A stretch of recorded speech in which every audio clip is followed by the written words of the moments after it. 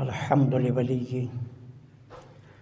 والصلاة والسلام علی النبی الأمی الکریم الرؤوف الرحیم وعلی آلہ واصحابہ الطیبین الطاہرین اما بعد فاعوذ باللہ من الشیطان الرجیم بسم اللہ الرحمن الرحیم والتین والزیتون وطور سینین وهذا البلد الامین لقد خلقنا الانسان فی احسن تقویم آمنت باللہ صدق اللہ العظیم وصدق رسولہ النبی الکریم الامین ونحن على ذلك لمن الشاهدين والشاکرین والحمد للہ رب العالمین۔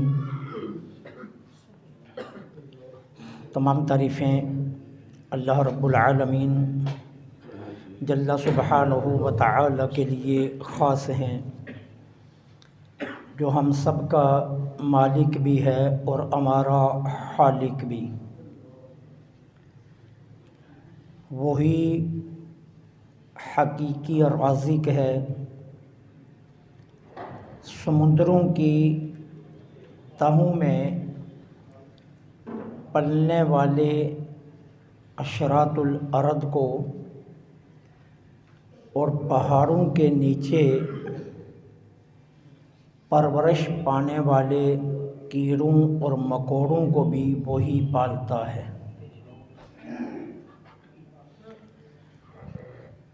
عبادت کا صرف اور صرف وہی مستحق ہے، اس کے سوا کوئی اور مستحق کے عبادت نہیں ہے۔ کائنات ارض و سما کے ہر ذرے کے بدلے میں تا قیام قیامت ان گنت بے شمار لاتعداد درود و سلام آقا نامدار مدنی تاجدار فخر دو عالم امام الانبیاء خاتم المرسلین سرکار مدینہ راحت قلب و سینہ صلی اللہ علیہ وآلہ وسلم کی ذات پاک پر، کہ جن کے صدقہ میں اللہ جل سبحانہ و تعالی نے ہمیں طرح طرح کی نعمتوں سے مالا مال فرمایا۔ ذی وقار محترم اور محتشم سامعین،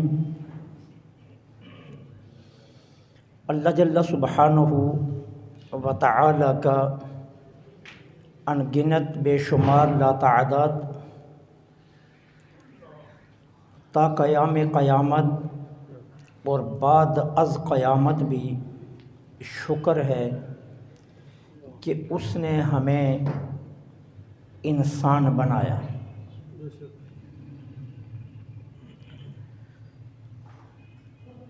انسان ہونا یہ بہت بڑے فخر کی بات ہے۔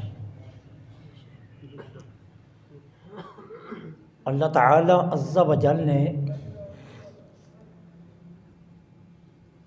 ملائکہ کو، ملکوتیوں کو نور سے خلق فرمایا،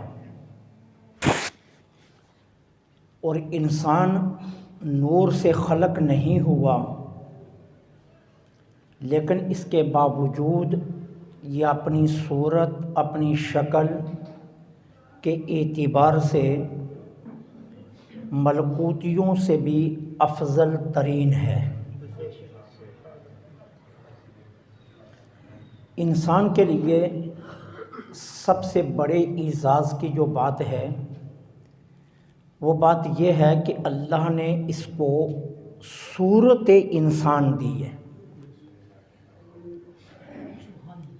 جو تصویر اللہ تعالی نے اس قد اور اس بت کو دی ہے، اس تصویر کی بنیاد پر یہ اللہ کی 18,000 مخلوقات یا اس سے بھی زائد سے اشرف ٹھہرا ہے۔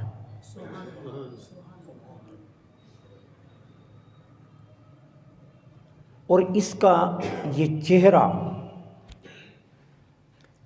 اگر خدائی تخلیق کے مطابق رہے تو کائنات میں اس سے زیادہ حسین کوئی نہیں ہے۔ اگر اس چہرے کے اندر بگاڑ نہ لایا جائے،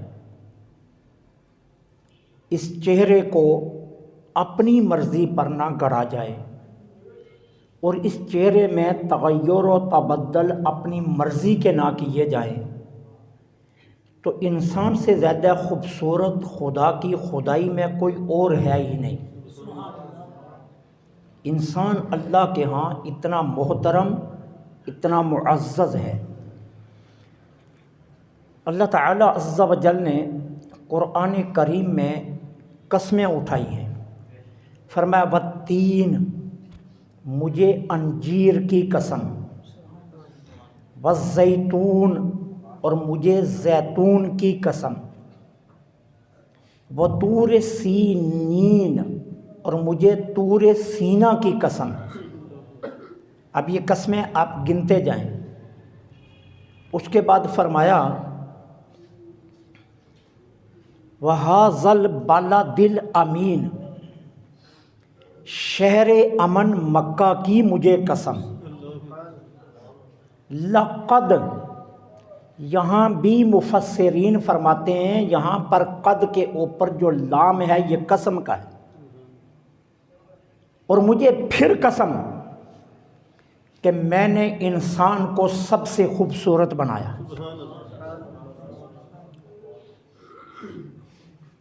5 قسمیں رب اٹھا رہا ہے۔ انجیر کی قسم، زیتون کی قسم، طور سینا کی قسم، شہر مکہ کی قسم، اور پھر قسم کہ انسان میں نے تجھے سب سے خوبصورت بنایا۔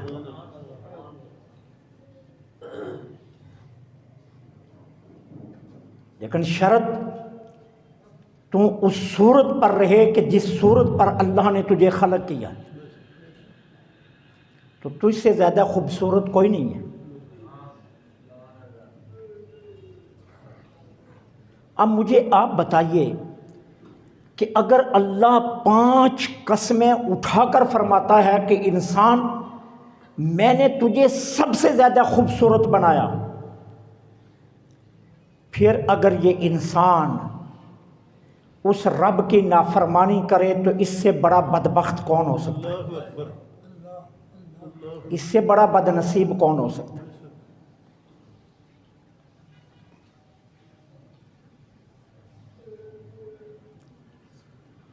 کائنات کے کسی راز کو اللہ نے اپنا راز قرار نہیں دیا۔ کہا یہ راز ہیں۔ آسمانوں کے درمیان کیا ہے؟ کہا یہ راز ہے۔ زمین کی تہوں میں کیا چھپا ہے؟ کہا یہ راز ہیں۔ کہا کائنات کی فضاؤں میں کیا کچھ موج زن ہے؟ یہ راز ہیں۔ سمندر کی طغیانی کے نیچے کیا ہے؟ یہ راز ہیں۔ ٹھہرے پانی کی آوازوں میں کیا ہے؟ یہ راز ہیں۔ لیکن کیا کہا؟ الانسان سری و انا سرہ، انسان میرا راز ہے اور میں انسان کا راز ہوں۔ کتنا اعزاز اس کو بخشا کہ اللہ فرماتا ہے انسان میرا راز ہے اور میں انسان کا راز ہوں۔ مطلب جانتے ہیں کہ مطلب کیا ہے؟ اللہ فرماتا ہے انسان کو میں جانتا ہوں، اور اگر مجھے کوئی جان سکتا ہے تو وہ صرف انسان ہے، کوئی اور نہیں جان سکتا۔ اور میں انسان میرا راز ہے اور میں انسان کا راز ہوں۔ اتنا اعزاز اس قد کو بخشا گیا ہے، اس وجود کو بخشا گیا۔ اتنا محترم اللہ کے ہاں اس وجود انسانی کو ٹھہرایا گیا ہے۔ پھر اس کے بعد اگر انسان اپنے رب کی نافرمانی کرے تو پھر خود سوچئے کہ اس انسان کے لیے کتنی بڑی بد نصیبی ہے۔ میرا رب فرماتا ہے میں نے تجھے سب سے خوبصورت بنایا، اور 5 قسمیں اٹھا کر فرما رہا. لیکن میں کہتا ہوں حمام میں خوبصورت لگتا ہوں. میں ہوں تو میں کہتا ہوں میں فیشل کرواؤں تو پھر خوبصورت لگتا ہوں. میں ہوں تو میں کہتا ہوں میں چہرے سے داڑھی ہٹاؤں تو پھر خوبصورت لگتا ہوں. اور رب 5 قسمیں اٹھا کر فرما رہا ہے نہیں، جو صورت میں نے تجھے دی ہے اس سے زیادہ کائنات میں صورت ہی کوئی خوبصورت نہیں.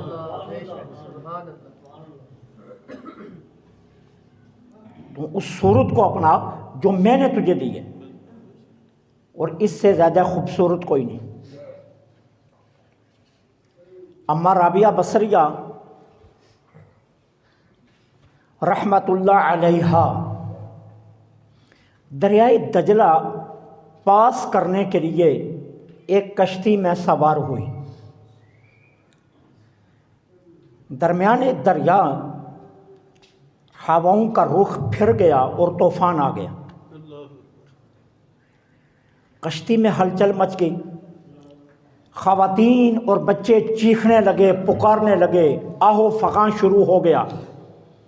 اور طوفان کے تھپیڑے یہ گواہی دے رہے تھے کہ اس کشتی کے اب کنارے لگنے کی کوئی امید نہیں ہے،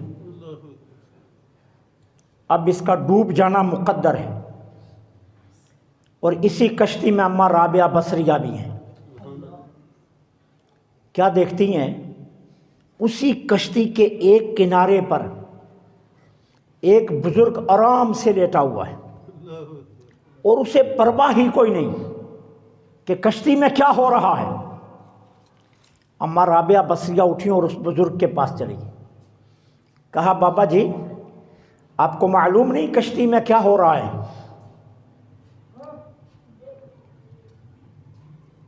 یہ چیخو پکار آپ سن نہیں رہے؟ یہ آہ فغاں آپ کے کانوں میں نہیں پڑ رہا؟ اور لوگ تو کلمہ پڑھ کے اپنے آپ کو موت کے سپرد کر چکے ہیں، اب اس کے بعد آپ پھر بھی اس طرح آرام سے لیٹے ہوئے ہیں. کہا بی بی اگر میرے رب کا فیصلہ اس کو ڈبونے کا ہے تو میں کون ہوں اعتراض کرنے والا؟ میں کون ہوتا ہوں اس کے فیصلے کے خلاف جانے والا؟ اگر اس کا فیصلہ ہے کہ اس کو ڈبونا ہے تو پھر میری حیثیت کیا ہے؟ اماں رابعہ فرماتی ہیں میں نے اس بزرگ کو سمجھ لیا. میں نے ان کی منت و سماجت کی کہ آپ دعا کیجئے یہ کشتی بچ جائے. کہتے ہیں اس نے دعا نہیں کی. اس نے کیا کیا؟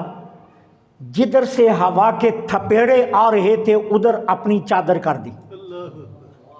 کہتے ہیں چادر کرنے کی دیر تھی ہوا کا رخ بدل گیا، طوفان تھم گیا، کشتی صحیح سمت پر چل پڑی اور ملح نے کہہ دیا اب ہماری کشتی کو کوئی خطرہ نہیں ہے.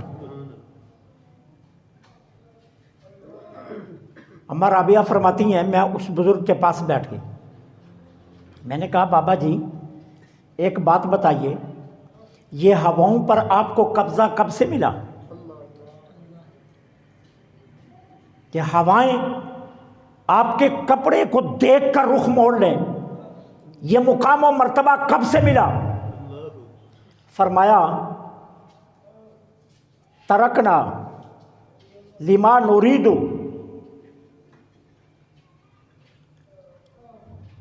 وفعل ما یرید.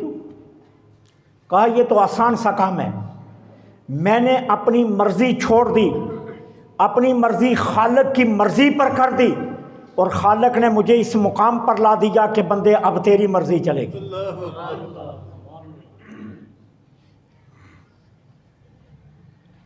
یہ انسان ہے، اللہ نے اس کو یہ طاقتیں دی ہیں، لیکن اس شرط پر کہ بندے تو اپنی ساری مرضیاں میرے سپرد کر دیں، پھر کائنات میں وہی ہوگا جو تیری مرضی ہے. کیوں؟ ہم نے اپنی ساری مخلوق میں سب سے خوبصورت تجھے بنایا. ہم کیوں اپنی مرضیاں کرتے ہیں؟ ہم آئینے کے سامنے کھڑے ہو کر کیوں یہ فیصلے کرتے ہیں کہ میں خوبصورت کیسے لگ رہا ہوں؟ نہیں، اللہ 5 قسمیں اٹھا کر فرماتا ہے جس صورت پر میں نے تجھے بنایا یہ سب سے خوبصورت صورت ہے، تو صرف اس ایک صورت میں خوبصورت لگتا ہے، باقی کسی اور صورت میں تو خوبصورت نہیں لگ سکتا۔ یہ ہے ایک تیری صورت، اور وہ جو اللہ نے تجھے دی ہے، تو اپنے آپ کو اپنے رب کی مرضی پر چھوڑ، اس کی مرضی کے مطابق جی، اس کی مرضی کے فیصلے مان، اور اپنے وجود پر اپنی مرضیاں مت چلا، پھر کائنات میں وہ ہوگا جو تیری مرضی۔ کہتے ہیں ہارون الرشید علیہ الرحمہ نے ایک دن اپنی محبوب ترین بیوی زبیدہ سے کہہ دیا جوش محبت میں آ کر کہ اگر تجھ سے زیادہ حسین کوئی بھی چیز ہے، کوئی بھی چیز اگر تجھ سے زیادہ خوبصورت ہے تو تجھے طلاق۔ اب جب محبت سے باہر نکلا تو ہوش آیا، میں نے یہ کیا کہہ دیا، کہیں طلاق ہو ہی نہ جائے۔ اس نے علماء کو اکٹھا کر لیا، مفتیان کو اکٹھا کر لیا۔ اب مفتیان عزام اور علماء سر جوڑ کر بیٹھے۔ کسی نے کہا زبیدہ سے چاند خوبصورت ہے، کسی نے کہا سورج خوبصورت ہے، کسی نے کہا ستارے خوبصورت ہے، کسی نے کہا گلاب خوبصورت ہے، کسی نے کہا کہ چمبیلی زیادہ خوبصورت ہے، کسی نے کوئی منظر سامنے رکھا اور کہا ہارون رشید تیرے بچنے کی اب کوئی امید نہیں ہے، اب زبیدہ تیرے ہاتھ سے نکل جائے گی، تیرے فیصلے کے مطابق اسے طلاق ہو جائے گی، طلاق سے بچنے کا کوئی راستہ نہیں ہے۔ اب علماء سر جوڑ کر بیٹھے ہیں اور سب پریشان ہیں، اور درمیان میں ہارون رشید خود بیٹھا ہے کہ میری تو محبوب ترین بیوی ہے اور میں بلا اس کو چھوڑ سکتا نہیں، اس کے بنا جی نہیں سکتا، اور یہ جملے میں نے کہہ دیے اب میں واپس لے نہیں سکتا، اب شریعت کا حکم لگ جائے گا، اب میں کیسے بچ سکتا ہوں؟ یہ سارا مجمع چل رہا تھا کہ ایک مجذوب آ گیا، درویش ادھر آ گیا۔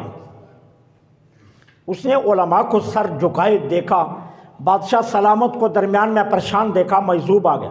کہا بھائی علماء کیا ہوا؟ ارے مفتیان عزام کیوں پریشان ہو؟ کہا بابا جی ایک مسئلہ پھنس گیا۔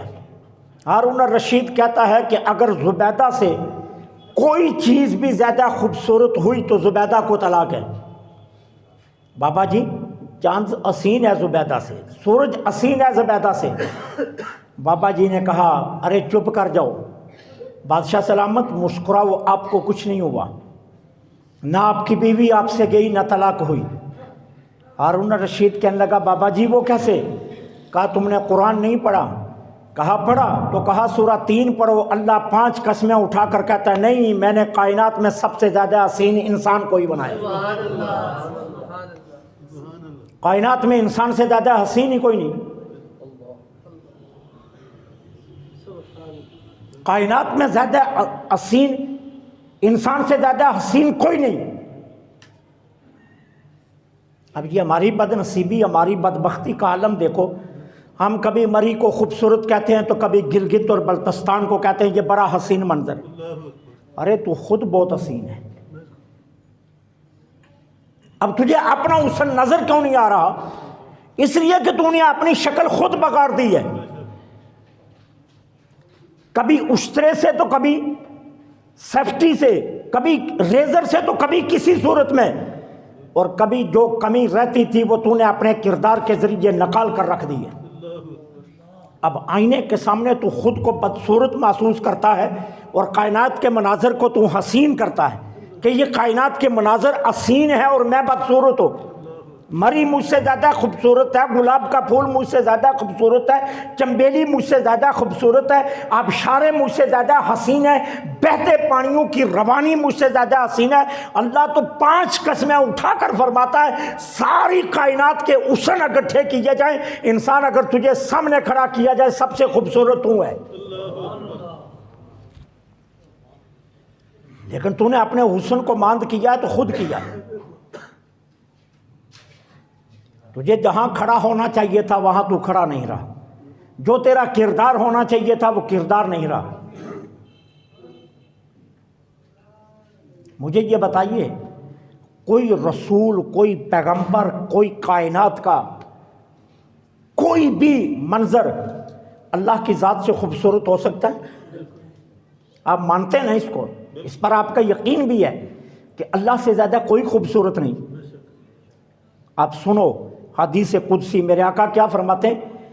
ان اللہ خلق لآدم علی صورتہ، اللہ فرماتا ہے مجھے اپنی ربوبیت کی قسم میں نے آدم کو اپنی صورت پر پیدا کیا۔ اللہ فرماتا ہے مجھے قسم ہے میں نے آدم کو اپنی صورت پر پیدا کیا، کسی چیز کو بھی میں نے اپنی صورت پر نہیں بنایا، ایک آدم ہے جس کو میں نے اپنی صورت پر پیدا کیا۔ یارو تم تو اتنے خوبصورت ہو، تم تو اتنے حسین ہو، تم سے زیادہ حسین کوئی نہیں ہے، لیکن کاش تم اس حسن کو سمجھو، تم اس کو سمجھنے کی کوشش نہیں کرتے، اور تم کائنات کے جھوٹے حسنوں پر فرفتہ ہوتے پھرتے ہو۔ تم اگر اپنی حقیقت کو سمجھ جاؤ کہ اللہ نے جو شکل تمہیں دی ہے وہ شکل کائنات میں سب سے خوبصورت ہے، اور تم اپنے منصب کے مطابق اپنا کردار ادا کرو تو کائنات کی کوئی چیز تم سے حسین نہیں ہو سکتی۔ کون تم سے خوبصورت ہو سکتا ہے؟ میرے آقا شب معراج جب گئے نا جنت میں تو حوروں کی سردارہ آ گئی اور آ کر کہتی ہے اللہ کے رسول آپ جنت میں آئے ہیں، میرے لیے کیا گفٹ لے کر آئے ہیں؟ میرے لیے گفٹ کیا لے کر آئے ہیں؟ تحفہ کیا لے کر آئے ہیں؟ جنت کی حوروں کی سردارہ ہوں میں، اور میں استقبال کے لیے گیٹ پر حاضر ہوں، آپ میرے لیے کیا لائے ہیں؟ تو میرے آقا نے مسکرا کر فرمایا تیرے لیے بلال لایا ہوں۔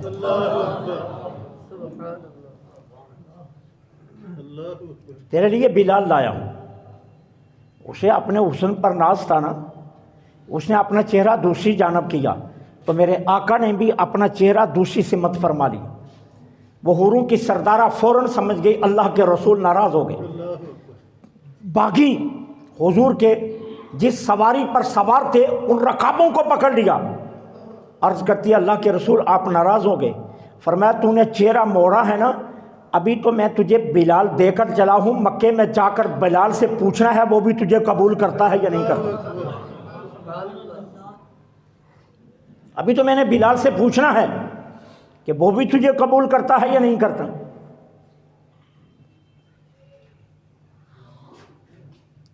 جب تم اپنے مقام کو پہچانو گے تو کائنات میں تمہیں سب سے حسین اپنی ذات کے علاوہ کوئی اور نظر نہیں آئے۔ تم اللہ کا راز ہو، تم اللہ کی آدم کی جو صورت آدم کو دی گئی تھی اللہ نے اپنی اس صورت کا عکس ہو، تم سے زیادہ حسین کوئی نہیں۔ صرف مجبوری یہ ہے کہ تم جھوٹے حسن کے پیچھے پڑ گئے۔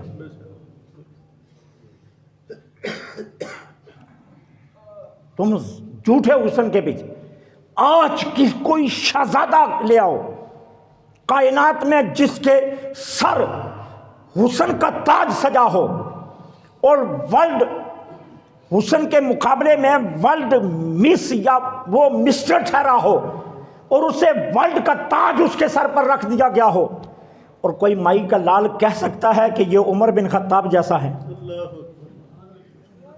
نہیں، کسی میں جرأت نہیں ہوگی، کسی میں جرأت نہیں ہوگی کوئی یہ جملہ کہہ دے کہ یہ اتنا خوبصورت ہے جتنا عمر بن خطاب خوبصورت ہے۔ نہیں، کائنات میں کوئی یہ جرأت نہیں کرے گا، جسارت نہیں کر سکے گا یہ جملہ بولنے کی۔ کیوں؟ ان لوگوں نے اپنی ذاتوں کو پہچانا تھا. کبھی آئینے کے سامنے کھڑے نہیں ہوتے تھے، کبھی ہماری طرح حماموں میں جا کر اپنے چہروں سے داڑیاں نہیں اترواتے تھے، کبھی ہماری طرح جا کر کریمے اور فیشل نہیں کرواتے تھے، لیکن اس کے باوجود کائنات میں کتنے خوبصورت تھے.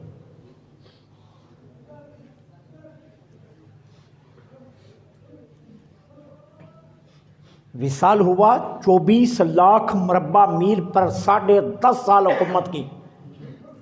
اثاثے آئے بار کہ عمر بن خطاب کا کل اثاثہ کتنا ہے. خیال یہ تھا کہ 10.5 سال جس نے 24 لاکھ مربع میل پر حکومت کی، اس کے اثاثے پتہ نہیں کتنے ہوں گے. تو اثاثے کیا نکلے؟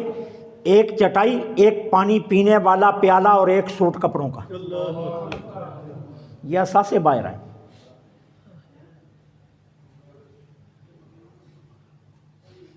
علیل تھے، زخمی تھے. 27 ذی الحجہ کو زخمی ہوئے، 1 محرم کو شہادت ہے. تو شہزادے نے پوچھا ابا جان کفن کے لیے کوئی پیسے ہیں آپ کے پاس؟ کہا بیٹے میرے پاس نہیں ہے، لیکن ایک بات یاد رکھو، جو جوڑا پہنا ہے نا اسی جوڑے میں مجھے دفنا دینا. ایمان سے بتاؤ، جب مدینہ طیبہ سے عمر بن خطاب کی میت اٹھی ہوگی تو کیا منظر ہوگا؟ اور جن صحابہ نے اپنے ہاتھوں سے عمر بن خطاب کو لحد میں اتارا نا، وہ صحابہ کا بیان سن لیجیے. علامہ شبلی نعمانی نے الفاروق میں لکھا ہے، کہتے ہیں جب حضرت عمر بن خطاب کو لحد میں اتارا گیا نا، تو لحد میں پہلے سے حضور اور ابو بکر صدیق استقبال کے لیے آئے ہوئے تھے.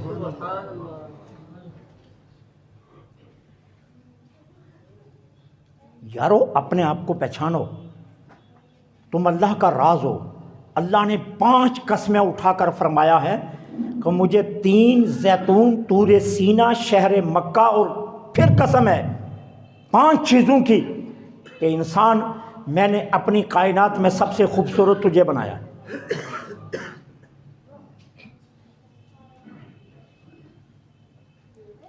لیکن یہ انسان بھی عجیب ہے. اللہ کہتا ہے سونا تو ہے، یہ حمام میں جا کر کہتا ہے مجھے سونا بنا دے.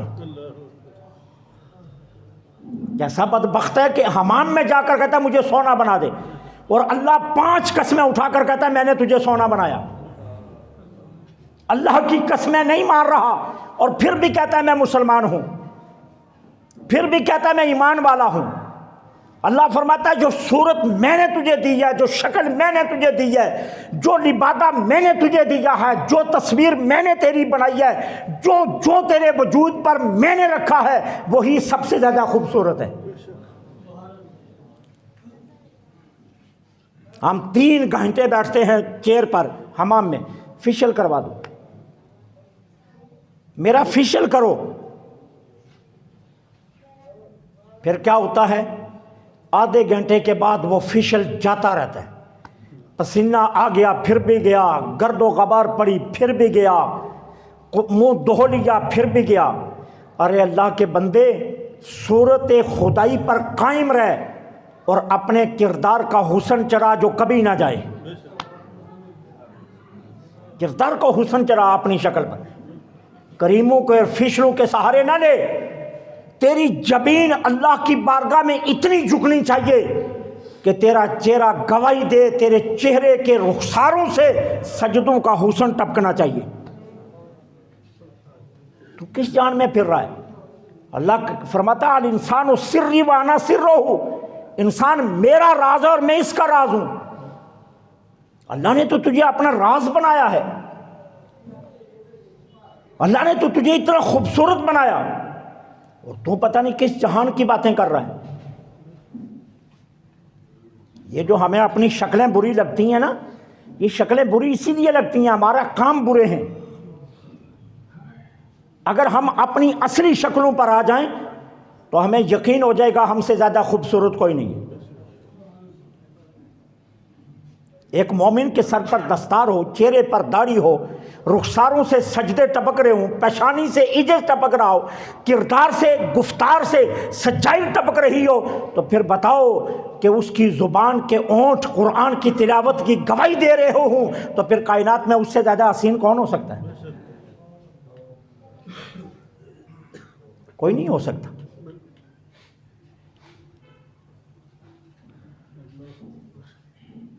ہم لبوں پر بھی مردانہ لپسٹک لگاتے ہیں، ان لبوں پر لپسٹک نہ لگاؤ، ان پر والضحیٰ کا رنگ چڑھاؤ، یاسین کا رنگ چڑھاؤ، طٰہٰ کا رنگ چڑھاؤ، قرآن پڑھو، تمہارے لب لمحہ لمحہ قرآن کی تلاوت میں مصروف رہیں، اللہ کے ذکر میں مصروف رہیں، تمہارے لبوں سے اللہ کے ذکر اور قرآن کی تلاوت کا حسن نظر آئے۔ تم کائنات میں سب سے خوبصورت ہو، تم سے زیادہ خوبصورت نہیں ہو، کائنات میں اور کوئی چیز تم سے زیادہ خوبصورت ہے، اللہ قسم اٹھا کر برباد۔ اور جو نہیں مانتا اس سے بڑا بدنصیب کوئی نہیں۔ تم آبشاروں کو دیکھ کر کہتے ہو آبشار بڑی خوبصورت ہے، آبشار کو دیکھ پھر اپنا چہرہ دیکھ، بشرطے کہ تیرا چہرہ اس صورت پر ہو جس صورت پر رب نے تجھے بنایا ہے، تو خود گواہی دے گا آبشار کیا خوبصورت ہے جتنا مجھے رب نے خوبصورت بنایا۔ آبشار حیثیت ہی کیا رکھتی ہے؟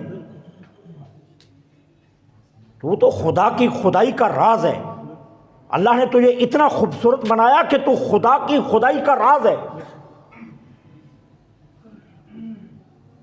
اور جن پر یہ حسن چڑھا، کائنات کا کوئی حسن ان کا مقابلہ نہیں کر سکا۔ اقبال کو خریدنے کی کوشش کی گئی، میں نے کئی مرتبہ یہ بات عرض کی ہے، اقبال کو خریدنے کی کوشش کی گئی، اور عالیان یورپ نے اقبال کو ایک بہت بڑی میٹنگ میں بلا لیا۔ جب اقبال وہاں سے فارغ ہوا تو اقبال کو اپنے معبد خانے میں لے گئے، گرجے میں، اور پلاننگ سے پہلے پورے یورپ کا حسن گرجے میں اکٹھا کیا ہوا تھا۔ اقبال دروازے پر پہنچے، ایک دوشیزہ آئی نیم برہنہ، اقبال کو سلام کیا، دوسری آئی، تیسری آئی۔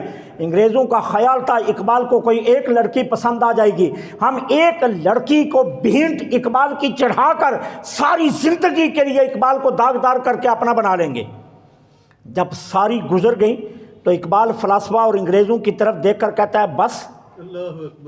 تو وہ حیران ہو گئے، یہ بندہ ہے، یہ پہاڑ ہے، کیا ہے اسے؟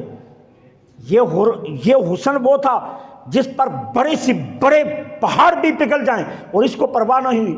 تو اقبال نے اس معبد خانے کے دروازے پر کھڑے ہو کر کہا تھا، خیرہ نہ کر سکا مجھے جلوائے دانش فرنگ، میری آنکھ کا سرما ہے خاک مدینہ و نجف۔ اے بدبختو، تمہیں کیا پتا؟ میں اپنی شکل کو پہچانتا ہوں میں کون ہوں، میں جانتا ہوں میں کون ہوں۔ اللہ نے مجھے صورت محمدی دی ہے، اللہ نے مجھے رسول اللہ کا امتی بنایا ہے، اور میرے سامنے علی المرتضیٰ کا کردار ہے۔ یاد رکھو، تم اس حسن کی بات کرتے ہو، ساری کائنات کا حسن بھی آ جائے تو اقبال کے قدم نہیں ڈگمگائیں۔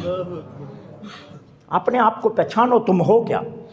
اللہ قسمیں اٹھا کر کہتا ہے تم بہت سونے ہو، تم بہت خوبصورت ہو، شرط یہ ہے کہ اپنی شکل پر آ جاؤ، اپنے اصل پر آ جاؤ۔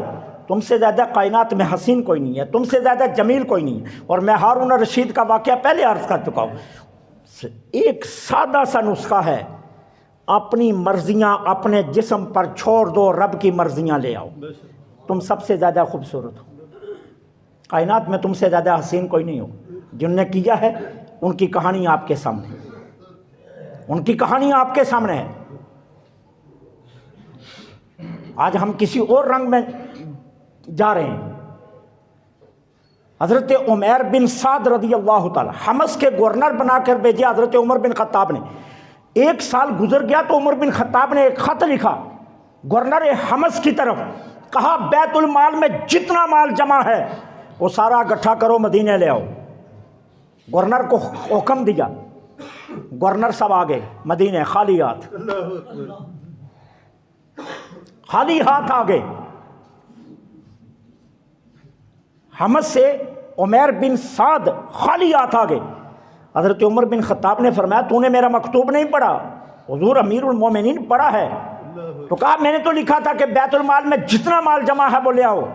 کہا حضور آپ کا پروردہ ہوں، آپ کے پاس بیٹھ کر تعلیم حاصل کی ہے، آپ کا شاگرد ہوں، آپ کے پاس جو سیکھا ہے اس پر عمل کیا، 1 ٹکا بھی بیت المال میں نہیں۔ کہا کیا کیا؟ کہا ادھر سے عمرا سے لیا، غریبوں میں بانٹ دیا۔ آج آپ چلیں میرے ساتھ حمص میں آپ کو کوئی غریب نظر نہیں آئے گا۔ میں نے امیروں کو سے لے کر غریبوں کو اتنا پاؤں پر کھڑا کر دیا ہے کہ اب حمص میں آپ کو کوئی زکوٰۃ لینے والا نہیں ملے گا۔ حضرت عمر بن خطاب کھڑے ہو گئے، حضرت عمیر کا ماتھا چوما، حضور کے ممبر کے پاس لے کر آئے، ممبر کو مخاطب کر کے کیا کہتے ہیں؟ اللہ کے رسول کے ممبر گواہ بن جا۔ عمر ایسے لوگوں کو قیامت کے دن اپنی گواہی کے لیے پیش کرے گا۔ آ جاؤ اپنی شکل پر، اپنی صورت پر آ جاؤ۔